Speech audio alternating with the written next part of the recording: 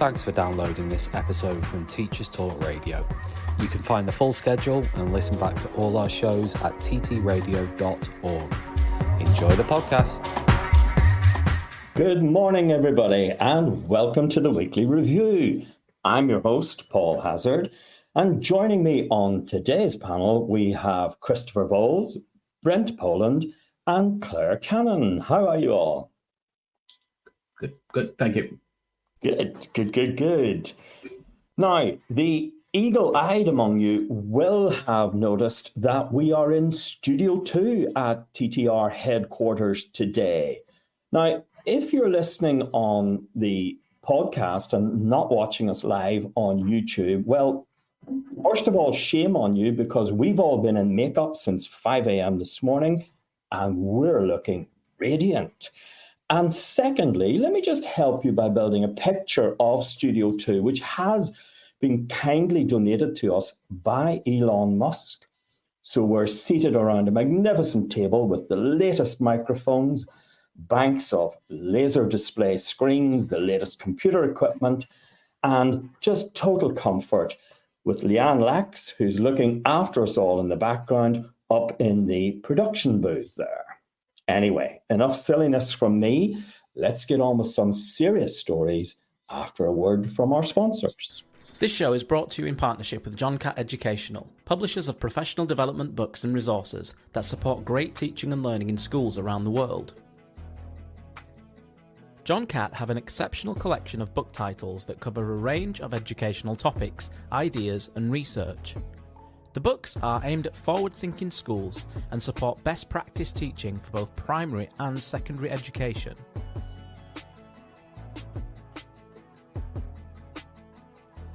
Level up your professional development today and visit johncattbookshop.com to explore the full range of titles. Use the code JCTTR2425 for 20% off your order.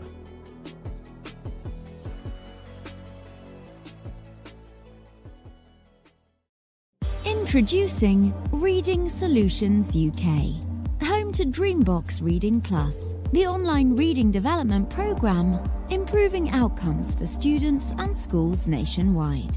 Create stronger readers in your school from Key Stage 2 to beyond GCSE, using Reading Plus's evidence-based adaptive technology. Reading Plus accurately assesses your students' skills gaps and places them on a personalised learning pathway, built to accelerate their strengths and improve on their areas for development. You can try the program with a free 4-week pilot today.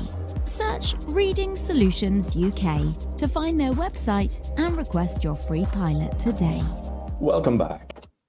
This week, a couple of news outlets spoke to Dame Alison Peacock, a former principal who took on a failing school and turned it around into a very successful school.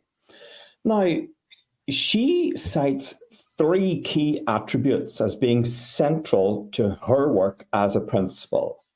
The first, she says, is to create a place where joy can happen.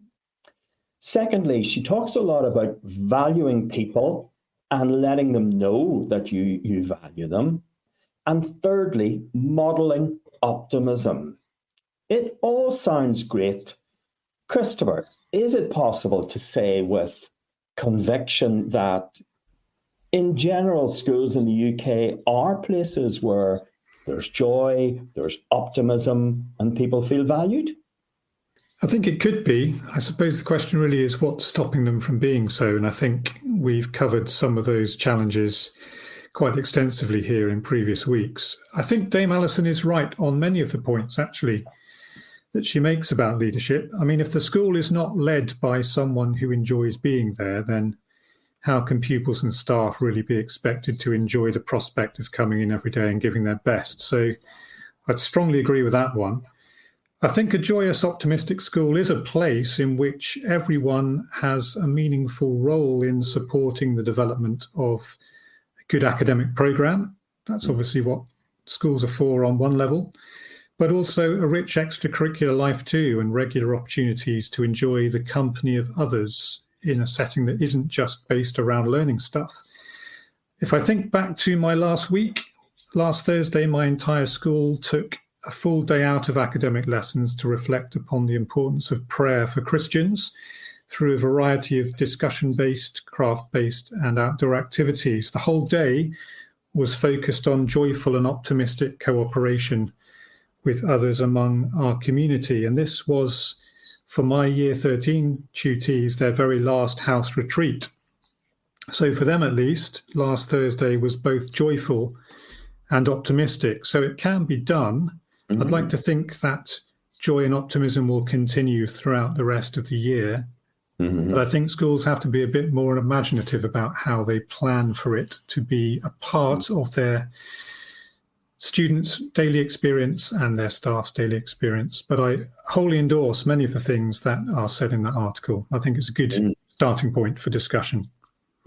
I'm just wondering, as a quick follow-up, Christopher, do you notice any other changes or any other impacts as a result of your school kind of taking a day standstill, having a retreat, having reflection? Do you see that reflected in, the following weeks in their academic concentration focus? Or? Yeah, we do. Often the place we see it most strongly is in our boarding house, because in these particular days, the groups of students we bring together are in different age groups, in different year groups, and the way they interact with one another gets stronger and stronger over the course of the year as they spend more time doing things in that same group.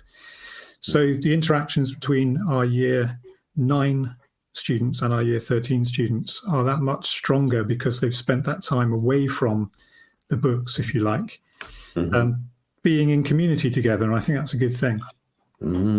Yeah, good point. Yeah.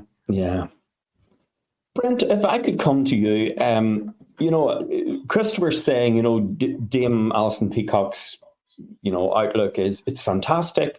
It's a bit aspirational. The reality is we live in an era where command and control principles are the order of the day. In fact, I think you've interviewed one quite recently, Catherine Birbelsing. And I'm just wondering then, is it possible that Dame Alison Peacock's model, which is a much more humane model, is it possible to have that in schools today, or do we need those command and control principles? Oh, I find myself conflicted. Idealistically speaking, you can, absolutely. But I think context is very important. I think the context of the school, the culture of the school, the intake of the school, location of the school, the parental attitudes of the school. I think sometimes it's the Goldilocks principle of the porridge has to be the right consistency, the right taste for the right person, And goes for staff. Some staff would be very happy to teach in a command control structure, and some staff, like myself, want the freedom to express ourselves. And I think what causes a lot of issues with staff is when they go to a school and then the school culture is changed from top down. And I think that's been one of the massive problems in education, is that the school you're in has had a culture that's been established over generations, and all of a sudden some faceless CEO bureaucrat comes in with some policies from halfway across the country and says, this trust now will operate along these lines. You may all have the same haircut. You may all wear this. And they don't take into context the long-standing cultural traditions of some schools, and they destroy those. And I think a lot of problems in education have been caused by trying to standardize the unstandardizable. And that is where you get it wrong. So I appreciate, some schools have needs for, the slants and the command control for a period of time, but not long term. I don't agree that you should have that level of control over children long term. Equally, if you have all the freedom in the world, I start to think you'll end up with Lord of the Flies. You'll end up with some complete and utter chaos. I think it's up to individual leaders to set the tone for the school. The problem is a lot of head teachers just don't have a level of control because they're caretakers of schools now, because the CEOs are calling the shots. And I think that's where the disconnect has been. But I admire, and I think I went into teaching because I enjoy it. I stayed in the same school, and I'm fighting long and hard to keep that school's tradition and cultures, because exactly I want my children to be educated in the same way, because it is about, if you have a bit of fun and you are more relaxed, take your Maslow hierarchy of needs. When people are more relaxed and more open, likely to get more out of you, aren't you? And you want that intrinsic motivation. You want to go to school. You want to learn rather than being forced. And I think you can only force for so long without getting the joy and the happiness out back. Yeah.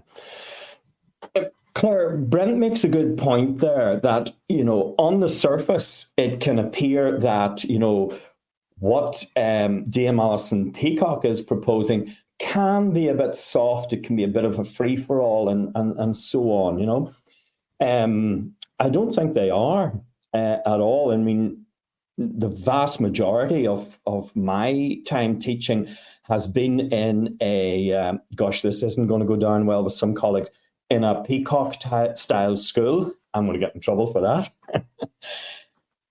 But I do know that there's a much greater personal input in order to get the discipline, in order to get what you need and the focus and the outcomes you need. You're not just going to stand on a stage in an assembly, rant and rave, set the standards and then enforce them through behavior, but through persuasion, through listening, through talking to people and selling a vision. My question to you, Claire, is that's very exhausting. There's a huge amount of personal input. How long can people sustain? Is that sustainable, that kind of leadership, that humane leadership? I absolutely think it is. And I'm really pleased to hear, and to read about what has been said around this, because some of you may know, I work in alternative provision, and what you have described is essentially how that works. And for me, it's not just about the leaders, it's about everybody. And if everybody is working in a relational way, if everybody, that's the staff supporting the staff in that way, as well as supporting the students in that way, it almost becomes self-sustaining. And one of the things I think that has happened, and you read these debates online, where things do quite quickly become very polarized, is people equate rigidity as consistency. And I don't think they're the same thing. I think you can be consistent in your approach. You can be consistently optimistic. You can be consistently humane without applying blanket rigid rules. And I think if you can manage that at not just the leadership level, but everybody, then, as I say, it creates a self-sustaining system where we're all looking out for one another. We're all supporting one another. So if somebody is having a bad day, bad week, bad month, there are things in place for them. Absolutely. I think there are times when, it's tough. I'm not saying it's easy, but that's where those background mechanisms need to be in place, so that those people have that safety catch, and that support when they need it. Yeah. And JBL, one of our regular listeners, tells us his empirical model of successful schools is, number one, visionary leadership; second, engaging teachers; third, focused students; and fourthly, supportive parents and staff. And I think we've more or less said all of those things. But he does go on to make the point, it takes a long time to kind of develop that kind of leadership and all. Just to end this first story, just a very, very, very quick response. Dame Alison says she's not a control freak. Now, I don't like the term, but it is out there, of course. Do we have too many control freaks in education, Christopher? I don't think I have a big enough perspective on education to answer that question, definitely. It would be nice to see more people out of the office from time to time. Brent, do we have too many control freaks in education? At the top. Too many control freaks at the top, and too many control freaks at the top who dictate to people at the bottom, so it's the pecking order. So for me, I want freedom to express myself. I think as teachers, autonomy important, and I can sometimes stifle, I think, our job as creativity. I do like the captain my captain sort of model of teaching, where we have the freedom to teach, and when you don't have that, I think that's what's driven some of us out of education, is that we are academics, intellectuals. We go into teaching because we have philosophy about how we would like to educate our children, and nobody likes being dictated to, but it's worse when people who don't like being dictated to then have to dictate to the children. So you have to pass on the sort of the pecking order, and that doesn't work for some of us because the rebel in me just doesn't like authority, and the irony is I now have to be the authority, and it doesn't sit well with me sometimes when I think to myself, I'm looking at those children thinking, if I were you, would I like all of these meaningless tasks which I have to tick a box? I think there's too much box ticking in education, which is driving us teachers. There's too much box ticking for the children. I think we just need to free up education and get back to the purpose of education, which is to enjoy education. And yeah, you do need the odd drill sergeant, as JBL saying, you need that initially, maybe. There is a place for that, time for that, but you can't sustain that all the time. And honestly, I don't think it's healthy mental health when you're under that level of control all the time. Claire, do we have too many control freaks in education?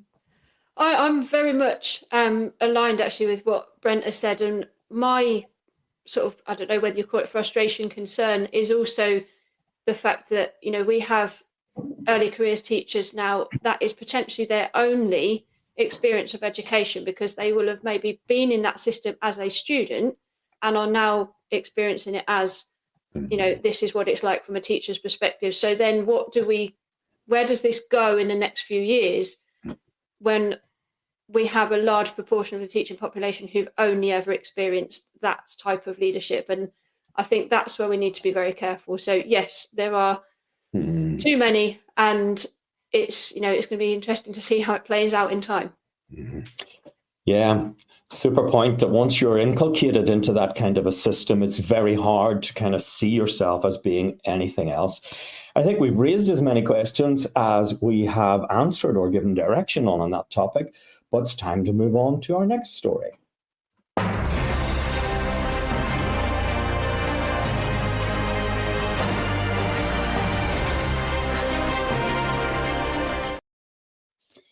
Now, our next story takes us to Ireland and Ireland's big school secret, how a year off changes teenage lives.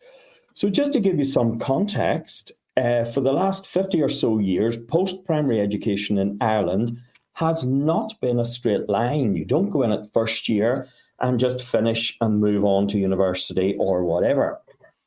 Between what Ireland calls the junior certificate and the leaving cert, which is roughly between GCSE and A-level, there is an opportunity for what they call a transition year. And that's taken up by 99% of the schools in Ireland and 80% of the students. Now, what does it mean? It's not really a gap year. The children are in school, but there's no curriculum. Okay, they do some basic maths, English, Irish, careers education, PSHE, and so on. But after that, the school, and quite often the children themselves, they come up with what they're going to do. So what sort of things do they do? Well, here's a quick flavour of some of the things that they might do.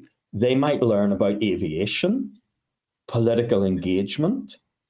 There are opportunities to learn, for example, how to run and manage a crime scene, how to make a burrito, use a bus timetable, what to put in your CV.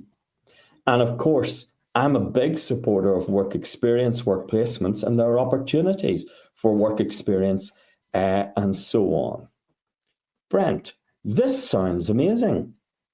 I gave you a flavour of some of the things that pupils do, but what are the main outcomes of a transition year? What happens as a result? Well, I suppose the thing is, children are not linear, and they don't learn in linear ways, and they don't learn uniformly linear. And when you look at the evidence about maturation levels, you take a Piaget, some children just don't fit the model of when the exams are sat for their brain development and their age development. And you know that old adage of the young boy in year 11 who's 15, who's sitting the GCSE, and you versus the oldest girl in the year.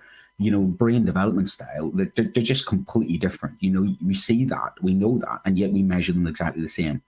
Given that year just gives that chance for someone to grow up, mature, Takes the pressure off. I think when you're looking at mental health crisis, that would be absolutely brilliant for releasing some capacity for children to just have time to grow and develop and to explore and to learn for the sake of learning, intrinsically learning for the sake of learning, as opposed to learning because they have to, they're told to, they must. The big stick, just take the big stick away and just let them learn and express themselves. And when you look at some of the individuals, I read the article, Cillian Murphy, for instance, had that year, and he took that year to learn drama and arts. And the guy is an absolute brilliant actor. Well, he claims he wouldn't be an actor if he hadn't had that year. He would not be an actor. Yeah. Same for Paul Mescal. Yeah, absolutely. My older brother now is a classic case study of this. My older brother was the youngest boy in the year. So I'm using that analogy. He was the youngest boy in the year. He repeated his GCSEs because he just wasn't ready. And he got that extra year. And he went on to university, became an engineer. And we always knew that. Parents built that in. My parents knew that even before he sat his GCSEs was a possibility that he was going to resit them. But it was handled along the lines of, don't worry, you're resitting your GCSEs. You just weren't ready, and then you'll get it next time. And whereas now there's such a big sort of, you must get them. You're repeating them, resetting them. It's just the hot housing of children is destroying their love of learning. And I think we need to relax a little bit, and that would be a perfect opportunity to relax and enjoy the learning for the sake of the learning. Problem is staffing it, funding it, and all the rest of it, and getting it past league tables, because we're so tied into this data-driven, results-based education model that we need to sort of return, I think, to the basics. And the basics is learning because you want to learn. Yeah.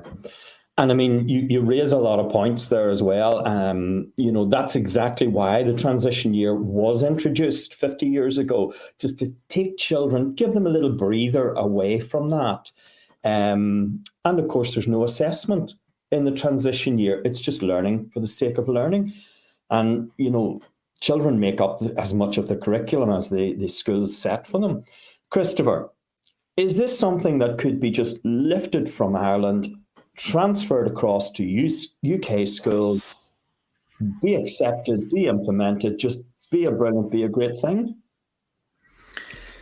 In a word, no. It's something that we can't just simply transfer. I think it has many good qualities about it, and having worked alongside Irish schools that offer an Erasmus exchange experience as part of their pupils' transition year, I can clearly see the appeal of a period for pupils to discover more about themselves before they go into the next steps. If we translate it to the English particular context, I suppose my doubts are about where we might fit it in. So rather in keeping with what Brent has already said, actually, if we look at the English approach to education, government are keen to squeeze more and more and more statutory content into the school curriculum. So I can't really see anytime soon an education sector in England saying, actually, we'll step aside from that statutory content for a year. So there'd still need to be the same kind of statutory learning that we have in every other school year. I do like the idea, though, of our students doing something meaningful and personally, I suppose, personally purposeful in terms of where to go next. It would certainly help students preparing their approach to university if they were doing something different after A-levels and BTECs. I mean, the number of personal statements I read as a teacher every year where you ask the student the question about what they want to do next, they don't quite have an answer, is quite high. So in principle, transition year is a good idea, but I sincerely hope the English system would be able to be flexible enough to accommodate it. That might need thought. Yeah. And I mean, it wasn't implemented easily or smoothly in Ireland as well. It did have its objectors and so on, yeah.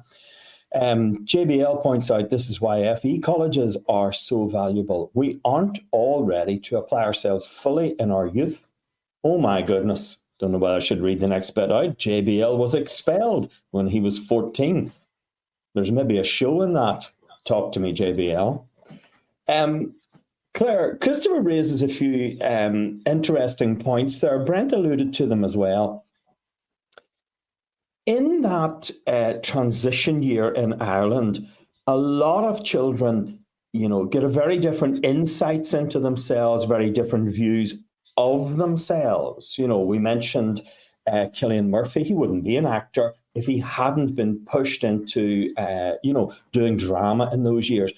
We learn about children who are maybe on a course doing sciences, they take a transition year and so on, but then they end up maybe doing something else. I know it happens a lot with coding and so on now. But Claire, I'm wondering, what objections could there maybe be, to a transition year, and who could they be from, those objections? I think there's a few questions, aren't there? And Christopher mentioned about the statutory content. And whilst that is probably a whole show and debate in itself about what should and shouldn't be in there, if we are suddenly saying a whole year is going to be allocated to doing not statutory content, then where does it go? Does it, what? So there's clearly going to be some questions from the government, from the Education Secretary and people who are saying, actually, we need to make sure we are covering all bases. We are making sure that the students have, an appropriate level of knowledge and sort of, depth of content and everything.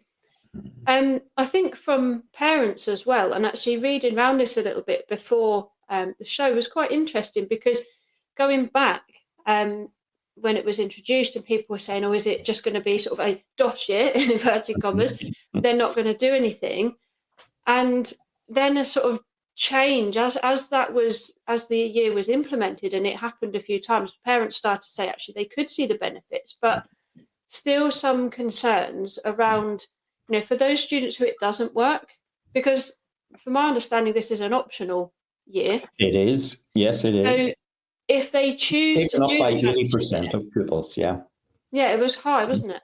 Mm-hmm. If they choose to do the transition year and then it doesn't work for them, you get halfway through the year and actually they aren't attending, they aren't engaging with whatever their transition activities were, then what happens?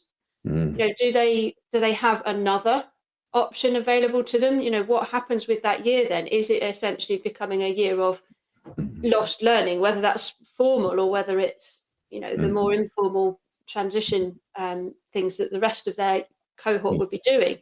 And I think also potentially from the students themselves, because we do live in a society now where people are driven, we have learning objectives, we have targets, we have goals. And I wonder for some of the students if that's quite a tricky thing to make a decision on. How do I get myself into a headspace where I can make a decision about something that doesn't have a specific goal or an obvious goal, because they are in this system that is all about goals and targets and tangible results. So a few different people, I think, could have some queries about it. Yeah. I think there needs to be a kind of a cultural bedrock that is open to something like, a transition year.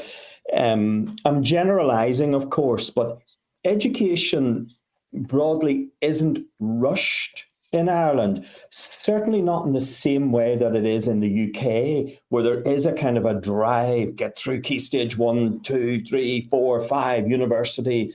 There seems to be a real compulsion and drive with us, whereas in Ireland, there is just something more kind of, studied about it. It's more reflective, and people are prepared to take, much more deeper and meaningful choices. Anyway, it's worth thinking about, but we really need to move on to our last story for today.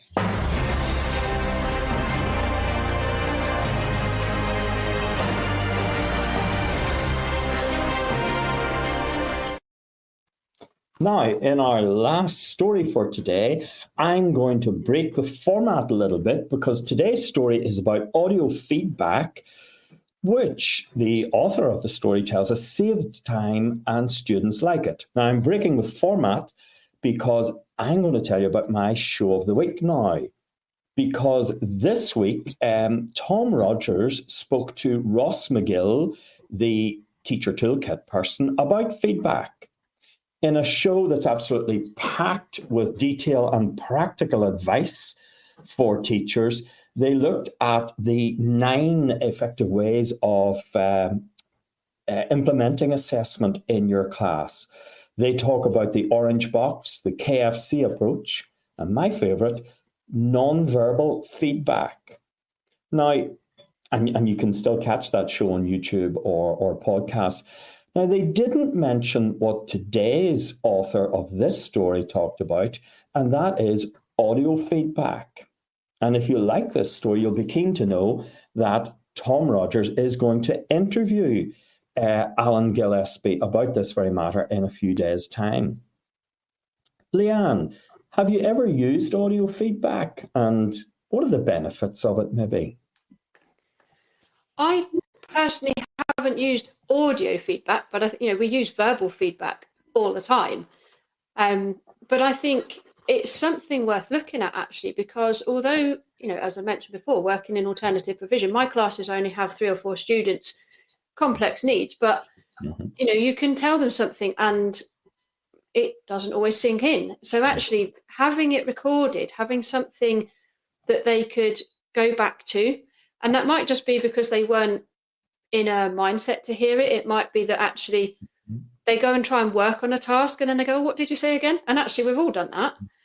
To be able to replay something in the same way as you might rewatch your favourite film, I suppose, then you get the benefit of it again. So I think, for students, it's amazing. And for staff, what a time saver. We all know what workload is like. And if you can record your comments, and I think you could extend this, because I know, there's lots of talk around using it for individuals, but actually, if you had your kind of whole class feedback recorded, that was general points that everybody could learn from. And then you also have, for all or for some students, depending on the situation, those individual little snippets as well. And, how many schools now are using online classrooms, Google Classroom or similar, Microsoft version, whatever. Yeah. And they all have the facility to put individual feedback. So why are we still stuck in this kind of thing of writing things down when actually the power of spoken voice and the tone and the intonation in what you say, we all know you read a text and you read it and you go, oh, not very happy about that. And then the person didn't mean it like that at all. Yeah. So you can convey a huge amount in how you say things, not just what you say. And for me, that's where there's a massive amount of power in audio feedback.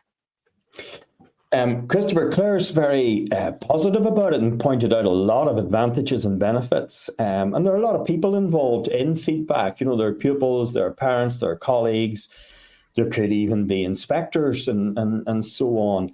I'm just wondering then, are there any other advantages and are there disadvantages to giving audio feedback? Well, I think many of the things Claire says are really quite interesting. I think we have to be careful about ensuring that there is a balance, though.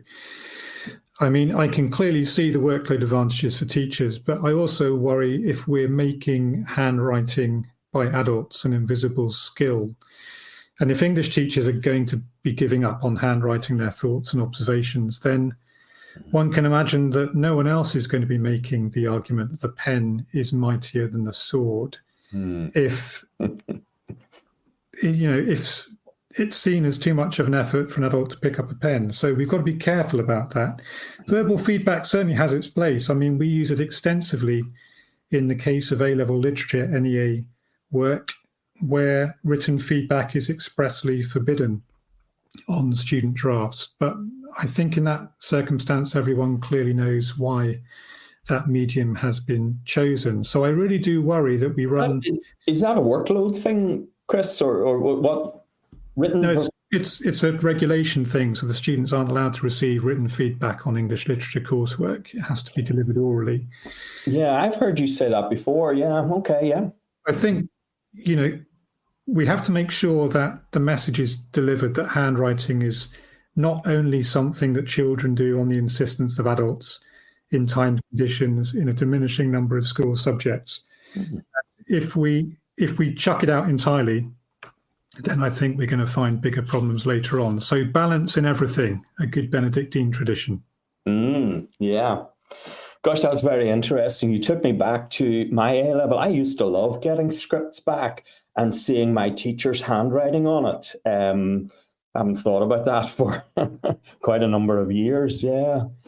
Brent, I wonder then, we've looked at individuals, but I wonder, are there kind of institutional barriers or obstacles or objections to audio feedback? Could some very kind of, strict managements maybe say, oh, no, this is taboo, you're not allowed this, or... Yeah, I mean, what worries me, and I put my union hat on here, is how the spoken word can be twisted, taken out of context, and how your feedback could be objected by a parent and used against you. And I sort of think like a football coach that might turn around in the context, turn around and give his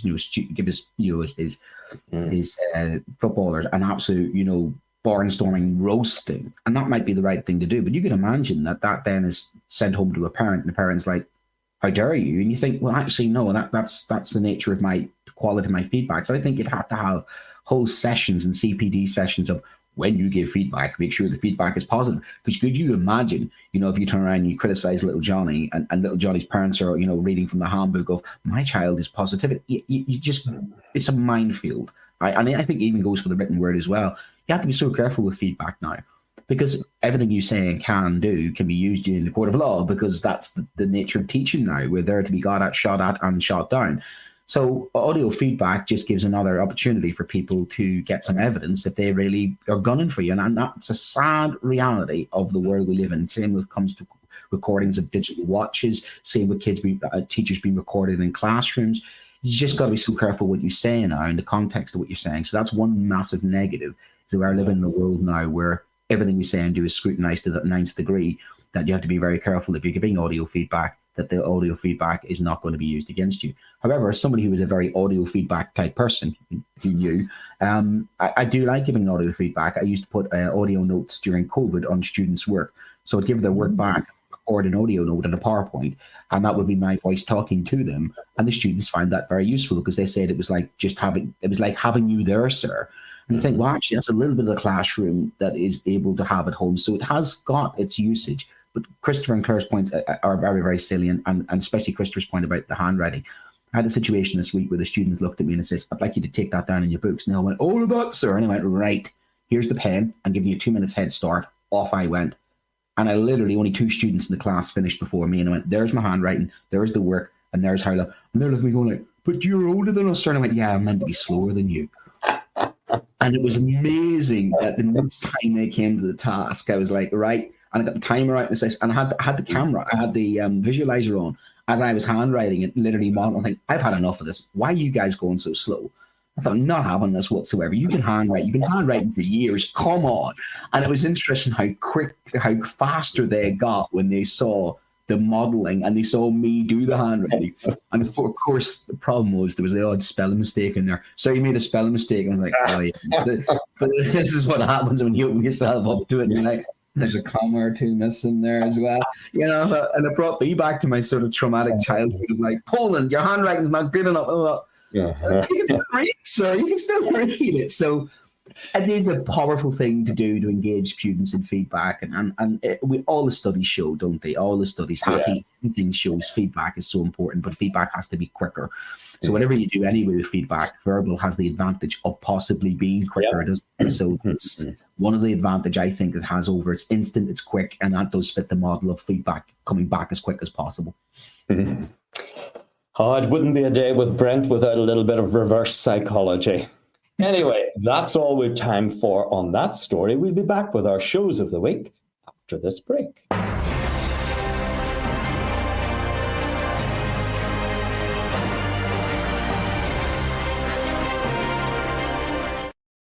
Now, I have told you about my show of the week. So, Brent, have you listened or watched anything good this week on TTR?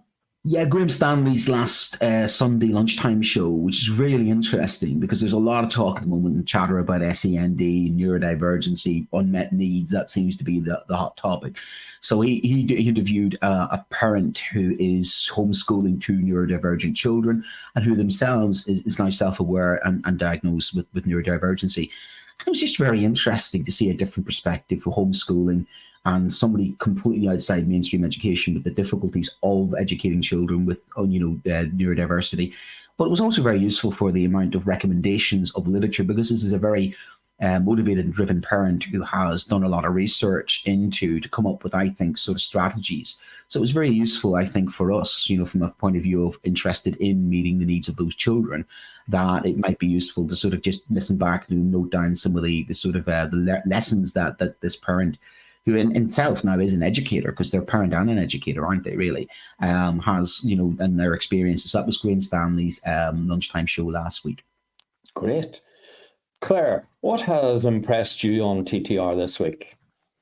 I enjoyed Toby Doncaster's show, which was his Wellbeing 101, which by happy coincidence, given our first topic today about finding joy in schools, was about finding joy in tasks and things that you have to do, rather than seeing things as, I have to do them, but actually what's the positive of getting them done.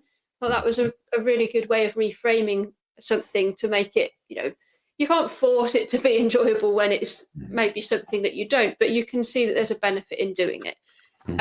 There are some interesting tips in there. So one from his guest, Dr. Poppy Gibson, about standing up to work.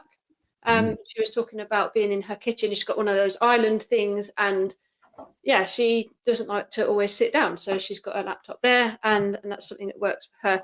But I thought it was really interesting that they talked about the need to be much more explicit with early careers teachers, or it doesn't just have to be teachers, it could be your teaching assistants or whoever's coming into a school perhaps for the first time. It is a very intense environment, and perhaps doing more to explicitly teach and raise awareness of well-being and self-care strategies, rather than leaving it to people to find out what works for themselves, perhaps a few years down the line when they might be struggling or finding things tricky. So I thought that was really important, and especially as we move into autumn and winter and it does start to get dark, because that can have quite an impact on people as well. Perhaps a transition year for teachers. That might be something. That's an idea. Christopher, have you listened to anything good on TTR this week? I have. My show of the week was... everything is good, but... My show of the week was Chris Wilkinson's Thursday show on lesson starters and transitions, and it was a really interesting walkthrough of his own classroom practice when teaching politics and law, and he offered some quite thought-provoking reflections on the ways that syllabus content can be usefully linked to current affairs and student discussions. So well worth a listen, I think. Great, thank you. Well, that's all we've time for this week. Let us know if you've enjoyed the show. Thank you very much to our sponsors, John Catt Books and Reading Solutions. And thank you to the panel. That's Chris, that's Brent, and that's Claire. Thank you very much. We'll see you again next week. Same time, same place. Goodbye. You've been listening to Teachers Talk Radio. Tune in live and listen back at ttradio.org. We look forward to hearing from you next time on Teachers Talk Radio.